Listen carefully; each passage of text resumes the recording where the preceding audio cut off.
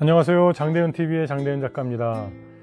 오늘은 여러분에게 어제 제가 올렸던 사랑이의 어떤 노는 모습을 찍고 아이들에게 그 심심함을 화하라 라고 하는 제목의 영상을 올렸었죠. 어떠한 설명도 없었기 때문에 그 썸네일에만 제목을 제가 달았었죠. 오늘은 그 영상에 대한 해설 영상으로 함께 해보도록 하겠습니다.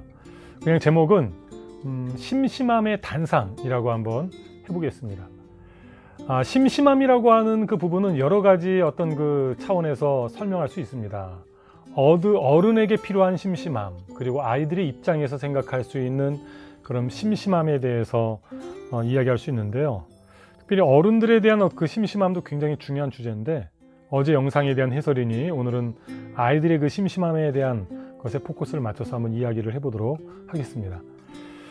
우리가 아는 것처럼 요즘 아이들에게는 그 심심할 겨를 자체가 없습니다. 학교에서 생활하고 학교를 마치고 예체능, 그리고 학년이 올라갈수록 또 교과목에 대한 보충 수업으로서의 그런 학원 생활, 거의 여유를 찾아볼 수가 없죠. 이동하는 시간, 그리고 잠시 쉬는 시간도 그들에게는 여유를 찾아볼 수가 없습니다. 왜냐하면 그들의 손에 스마트폰이 들려있기 때문입니다. 스마트폰은 그들에게 쉼없이 볼거리, 그리고 놀거리, 그들이 그렇게 좋아하는 어떤 그런 즐거움을 가져다주는 어떤 그 손안에 나름대로 그들에게는 어떤 행복의 선물이라고 할 수가 있죠. 어떤 작가는 스마트폰 어떤 세대를 일컬어서 포노사피엔스라고 부르기도 하는 것을 책을 통해 보았습니다. 문명이 가져다준 어떤 그런 발전의 그 산물이고 그 장점, 이루 말할 수 없음을 저도 부정하지 않습니다.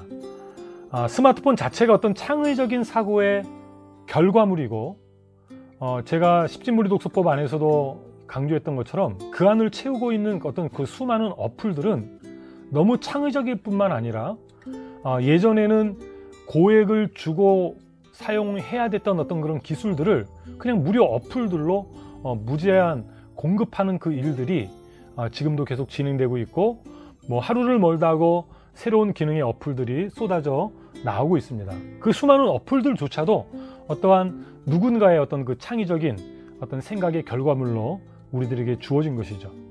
그리고 제가 지금 이 영상을 찍고 있는 것도 그 스마트폰이라고 하는 예전에는 상상도 할 수 없었던 화질과, 그리고 지금 제가 핀 마이크, 저렴한 핀 마이크를 가지고 한 10,000원 정도 하나요? 핀 마이크를 가지고 지금 이 음성도 음질이 나쁘지 않잖아요.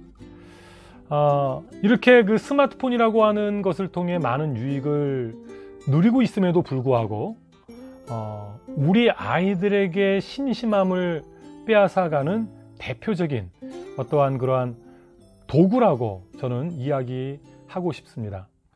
저는 스마트폰을 우리 세대, 특별히 우리 자녀들에게 있어서는 선악과와 같은 존재라고 이야기하고 싶습니다. 기독교인이라면 누구나 알고 있는 그 태초의 두 남녀 아담과 하와는 신이 그만 열매를 따먹죠. 그리고 그들의 눈은 밝아집니다. 근데 그 밝아짐이라고 하는 것은 없던 기회일 수도 있겠지만 그들에게는 죄의 결과로서의 어떠한 그러한 주어진 그러한 좋지 못한 결과들이 많이 있었습니다. 스마트폰이라고 하는 것이 어떻게 모든 부분에 있어서 우리들에게 해악이 되겠습니까? 준비된 이들에게는 이 스마트폰이라고 하는 것은 없던 기회를 가져다 주는 것이면은 분명합니다. 그렇지만 반대로 준비되지 않은 이들에게는 주도적이지 못하고 통제력이 없는 이들에게는 이것은 그들에게 비단 심심함만을 어떤 앗아가는 도구일 뿐만 아니라 그들이 진정으로 창의적인 결과인 스마트폰을 매만지는 순간 진정한 창의성을 잃어버릴 수밖에 없는 그런 결과를 가져다 준다는 것이죠. 그 포노사피엔스의 어떤 저자가 이야기하는 가운데 웃으면서 이야기한, 제가 정확한 자세한 그 상황은 잘 모르겠습니다. 그런데 그의 이야기는 이랬습니다. 자기에겐 자녀가 없다고요. 어떠한 상황인지 모르겠지만 저는 그에게 자녀가 있었으면 아마 포노사피엔스를 쓸 때 조금 다른 시각으로 쓸 수 있지 않았을까 저는 생각해 봅니다. 저도 제 자녀들에게 지금 첫째 그 고1, 이제 내년에 생일이 1월생이기 때문에 한 달만 지나면 18살이 되는, 만 17살이 되는 제 딸에게도 스마트폰을 준 지는 1년이 되지 않았습니다. 제가 최대한 막을 수 있는 만큼 막은 결과가 이것인데요. 그가 주도적으로 어느 정도 통제할 수 있고, 부모 입장에서 본다면 만족스럽지는 않지만, 그래, 이것을 언제까지 내가 막을 수 없다 라고 하면서 그에게 1년 전부터 스마트폰을 허하기 시작했습니다. 둘째인 지금 이제 10살인 사랑이에게는 스마트폰을 허락하지 않죠. 뭐 엄마, 아빠, 그리고 언니까지 스마트폰을 갖고 있기 때문에 하루에 가끔 정해진 시간, 어떤 정해진 주제하에서만 영상을 어떤 보여주는 시간이 있지만, 아마 그도 언제가 될지는 모르겠지만 스마트폰을 그의 손에 쥐는 날이 있을 겁니다. 그런데 왜 저는, 그리고 저를 비롯해서 많은 부모들은 스마트폰을 우리 아이들의 손에 쥐어주지 않을까요? 스마트폰이 주는 유익만 그들이 누리는 것이 아니라 스마트폰을 통해서 우리 자녀들의 삶 속에 개입되는 정말로 좋지 못한 영향력, 제가 여기서 이야기하지 않더라도 그런 수많은 어떤 해학적인 그런 요소들이 있기 때문이라고 하는 것을 여러분이 알 겁니다.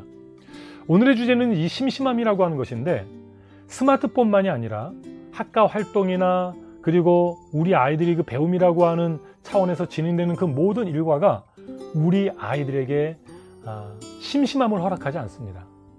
지금 저는 둘째 딸 사랑이를 키울 때, 그리고 첫째 딸 호아를 키울 때도 마찬가지지만, 특별히 걔네들은 학교를 다니지 않고 홈스쿨을 하잖아요. 근데 그들에게 시시콜콜 하루에 일과표를 짜고 그들에게 학습을 강요하지 않았습니다. 그들에게 학습적인 동기부여를 하기 위해서 끊임없이 노력했고, 그리고 어느 정도의 나이에 걸맞는 선을 정한 뒤에 스스로 그 학습을 진행할 수 있는 그런 환경을 설정하고, 그리고 동기를 부여해 줬습니다.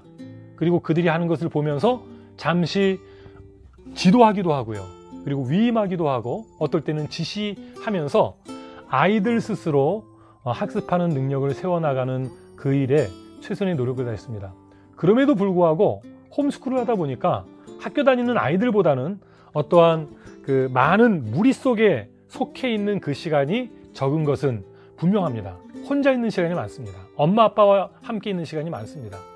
그래서 그들의 입에서 심심하다고 하는 그 이야기가 많이 나옵니다. 그런데 그 어저께 영상에서도 봤던 것처럼 아이들이 정말 심심하잖아요. 그러면 심심한 아이들은 그 심심함 속에서 자신의 즐거움을 위한 놀거리를 찾고 만들어냅니다. 항상 아이들 스스로 그것을 하도록 놔둬서만은 안 되겠죠. 부모가 그들에게 운동의 기회나 또 아이들이 좋아하는 어떤 창작의 그 기회도 만들어줘야 합니다만, 모든 하루의 일과의 시간을 어떤 스케줄상으로 꽉꽉 채워놓는 것은, 그리고 그 안에 이루어지는 수많은 배움이 과연 우리 아이들에게 긍정적으로만 영향을 미치는 것일까? 결코 그렇지 않다라는 거예요. 스마트폰이 우리 아이들에게 도움이 되는 순간도 있지만 도움이 되지 않는 그런 순간이 더 많은 것처럼, 어리면 어릴수록 그들에게 배움이라는 이름으로 그들의 시간을 채우고 있는 수많은 동기가 부여되지 않은 학습 과정은 분주하고 바쁘게 무언가를 많이 하지만 그들은 도리어 그 속에서 심심함과 지루함을 경험합니다. 부모가 왜 시킬까요? 그것이 중요하기 때문이지 않습니까? 여러분, 정말 중요한 것이라고 한다면 그것을 할 때 그들이 지루해하거나 심심함을 느끼도록 놔둬서는 안 됩니다. 심심함이 뭐라고 했습니까? 심심함이라고 하는 것은 하는 일이 없어서, 그냥 하는 일이 없어서 지루함이라고 했는데, 왜 아이들은 공부를 하면서 지루해하고 공부를 하면서 심심하다고 얘기할까요? 재미없다고 얘기할까요? 동기가 부여되지 않은 거예요. 저는 우리 아이들에게 학습만을 강요하지 않은 것은 그들에게 진짜 배움의 즐거움을 주기 위해서였습니다. 제가 원하는 것이 A라고 하더라도 아이들이 원하는 것이 B일 경우, 그 B가 뭐 죄가 아니거나 나쁜 것이 아니라면 그 B를 통해서 제가 A를 통해 주려고 했던 그것을 주기 위해 노력했습니다. 저의 입장에서는 좀 돌아가는 것일진 모르겠지만 아이들에게 학습을 하는 과정 속에서 재미를 빼앗고 싶지 않았습니다. 여러분들, 우리 아이들에게 진짜 중요한 것을 하는 그 속에서 재미와 즐거움을 느낄 수 있도록 해야 됩니다. 결코 그 안에서 심심해서는 안 됩니다. 예를 들어 종교활동에 대해서 한번 생각해 볼까요? 아이들이 교회를 갑니다. 찬양을 부르고 그리고 성경을 읽습니다. 그 일이 진짜 중요하다면 그것을 항상 재미없고 지루하고 그것을 하면서 심심하다고 느끼는 상황 속에 우리 아이들을 내버려 둬서는 안 됩니다. 그러니까 강제로 아이들에게 동기부여되지 않은 상태로 수많은 시간 종교적인 그 상황 속에 노출됐다고 해서 우리 아이들이 신앙적으로 성숙하는 것은 결코 아닙니다. 이것은 신앙이 좋은 부모에게 많이 발생되는 어떤 그런 실수이기도 합니다. 저는 목사지만 아이들에게 억지로 성경을 읽게 하지 않았습니다. 억지로 성경을 암송하게 하지 않았습니다.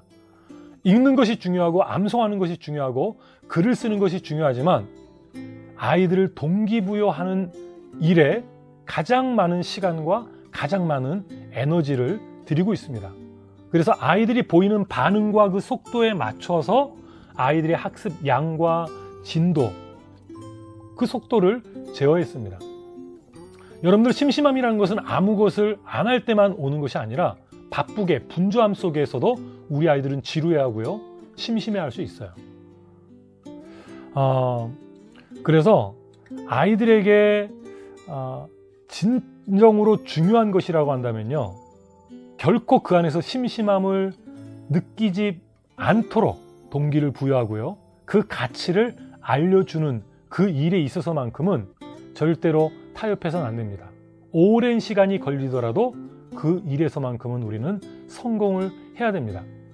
그리고 또 앞에 얘기했던 그 스마트폰에 대해서는 가만히 두면 스마트폰이라고 하는 사람은, 그리고 그 안에 담겨있는 영상과 수많은 어플들은 그 기획자들의 그 목표 자체가 사람들에게 즐거움을 주기 위해서 세팅을 했습니다. 그래서 아이들은 스마트폰을 만지면서 즐거워하는데, 안타까운 것은 그들이 즐거워하는 그것이 결코 모두가 아이들에게 유익한 것만은 아니라는 것입니다.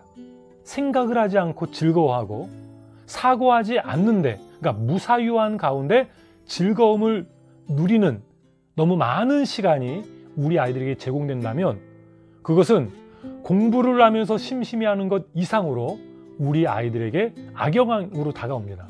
왜냐하면 누군가를 좋아하거나 재미를 느낄 때 우리 아이들의 그 마음의 문이 열리거든요. 그러면 좋아함과 즐거워하는 그 시간에 그들에게 쏟아지는 정보는 우리 아이들의 삶에 체화되는 경우가 굉장히 많아요. 교회를 다니는데, 신앙생활을 하는데 교회 생활에 재미를 느끼지 못하잖아요. 근데 놀랍게도 그러면 교회에서 주어지는 메시지에 영향을 안 받아요. 나쁜 친구를 사귀지 말라는 이야기들을 우리가 어렸을 때 많이 듣잖아요. 누군가를 차별하는 입장에서 얘기하는 것은 좋은 말은 아니지만, 왜 나쁜 친구를 사귀지 말라는 말이 예전부터 있어 왔냐면, 한 사람 한 사람 보면 결코 나쁜 사람은 아닙니다. 그런데 그 나쁜 친구라고 하는 그 생각이 나쁘고 좀 행동이 나쁜 아이들이 있잖아요. 근데 우리의 자녀들이 그들을 좋아하는 순간 우리 아이들은 그 좋아하는 사람에게서 나오는 정보를 무방비 상태로 받아들이게 되어 있습니다. 그래서 그 좋아하는 대상에게서 나온 정보가 우리의 자녀의 삶에 영향을 미치는 거예요. 스마트폰의 전 위험성이 여기 있다고 생각합니다. 스마트폰은 어린 아이들에게는 좀 나쁜 친구인 경우가 많아요. 너 하나하나 보면 모두 좋은데 그 안에서 흘러 들어오는 것은 좋은 정보보다는 나쁜 정보가 많아요. 우리 아이들에게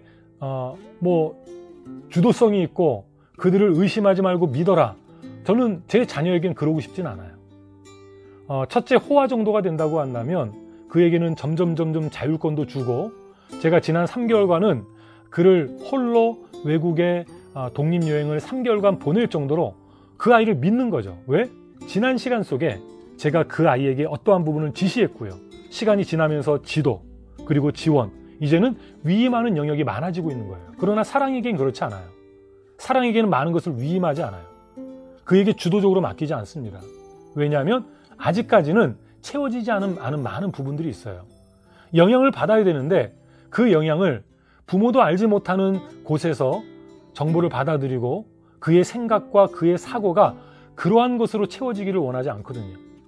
어릴 때일수록 그래도 부모가 부족하지만 부모가 생각하는 그 우선순위와 그리고 부모가 생각하는 중요한 것과 중요하지 않음, 제가 그것을 그들에게 강요하는 것이 아니라 제가 지금 저의 수준에서 가장 중요하다는 것을 자식에게 주고 싶지 않겠습니까? 특별히 무언가를 생각하는 어떤 그 사고의 체계와 가치관, 어떤 세계관에서만큼은 이거는 누구에게 대신 내 자녀에게 영향을 미치게 하기보다도 저 스스로 그것을 하고 싶거든요. 그런데 스마트폰을 만지는 순간, 우리 아이들에게 스마트폰의 세계가 열리는 순간 부모의 영향력의 자리는 점점 줄어들게 돼 있습니다. 심심함을 얘기한다고 하면서 굉장히 복잡한 이야기를 던진 것 같은데, 또 영상이기 때문에 너무 길어지면 뭐하기 때문에 제가 지금 이야기를 잘 마무리한 것 같진 않은데요. 일단 오늘 이 영상은 이 정도로 올리고요. 혹시 여러분이 피드백을 해주시거나 제가 영상을 보고 부족하다고 여겨지는 부분은 심심함에 대한 단상에 대해서 두 번째 영상을 한번 찍어 보도록 하겠습니다. 여러분, 자녀들에게 적절한 심심함을 좀 허락해 주세요. 학습 과정에 있어서만큼은 정말 배움의 즐거움을 느낄 수 있도록 해 주시되, 아이들에게 때로는 아무것도 안 하고 가만히 있을 수 있는 시간, 그냥 스마트폰 들고 있는 그 시간 말고 무료하다고 여겨질 수 있는 시간이 좀 필요할 듯 합니다. 너무 일찍 우리 아이들의 삶 속에 학습이라고 하는 원하지도 않는 것들이 가득 채워진 것 같아요. 그들이 원하지 않는다면 하루에 10시간, 20시간 공부해도 그것은 그들이 긍정적으로 작용하지 않습니다. 그들이 원한다면 3시간, 4시간 집중할 때 그것이 10시간에 집중하지 못함의 결과보다 훨씬 영향력이 있다는 것은 이건 과학적으로 밝혀진 거예요. 그리고 스마트폰에 대해서만큼은 나이가 어릴 때는 결코 그들은 포노사피엔스가 돼서는 안 됩니다. 부모의 자리를 스마트폰에게 내어줘서는 안 돼요. 그들의 열린 마음 속에 스마트폰이 도대체 어떤 내용으로 영향을 미치는지 우리는 알 수가 없거든요. 유튜브의 그 영상, 그냥 재밌는 영상으로 끝나지 않거든요. 누군가의 가치관이 들어있고 누군가의 기준이 들어있습니다. 얘기가 더 길어지니까 마무리하도록 하겠습니다. 오늘 여러분에게 또 즐거운 하루 되시고요. 다음 영상으로 찾아뵙도록 하겠습니다. 감사합니다.